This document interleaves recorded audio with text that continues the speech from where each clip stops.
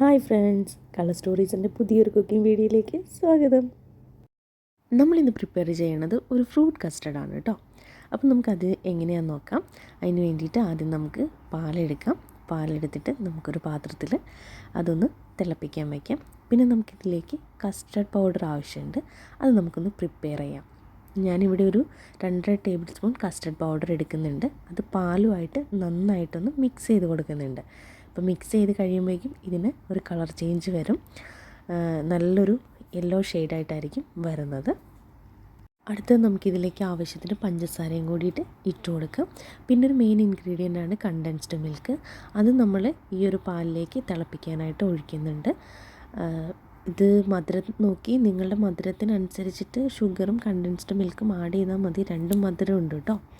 അപ്പോൾ അതിനെ നന്നായിട്ടൊന്ന് ഇളക്കി കൊടുത്തതിന് ശേഷം ഒന്ന് തിളയ്ക്കണ ടൈമിൽ നമുക്ക് എന്ത് ചെയ്യാം, നമ്മൾ നേരത്തെ എടുത്ത് പ്രിപ്പയർ ചെയ്ത് വെച്ചിരിക്കുന്ന നമ്മുടെ കസ്റ്റർഡ് പൗഡർ നമുക്കിതിലേക്ക് മിക്സ് ചെയ്ത് കൊടുക്കാം.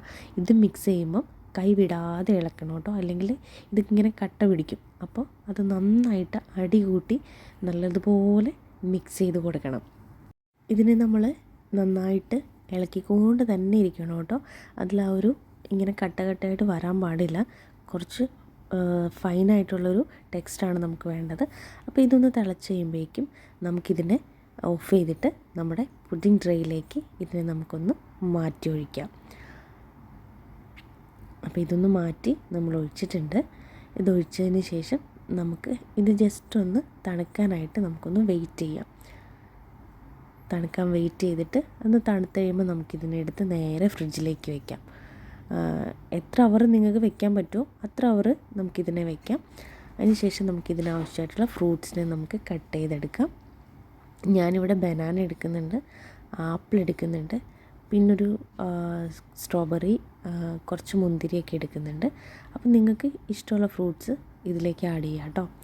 അപ്പോൾ നമുക്കിതിനെല്ലാം ഇനിയൊന്ന് കട്ട് ചെയ്തിട്ട് വരാം.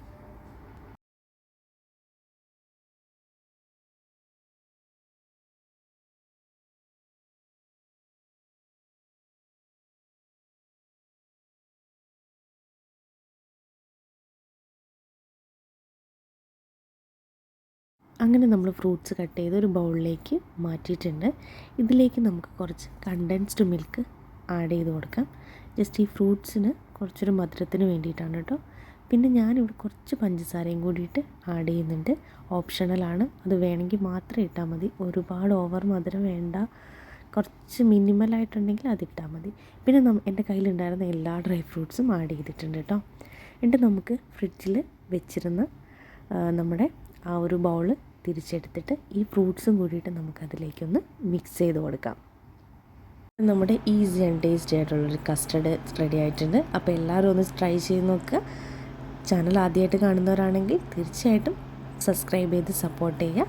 അപ്പോൾ ഇനി അടുത്ത വീഡിയോയിൽ കാണാം. താങ്ക്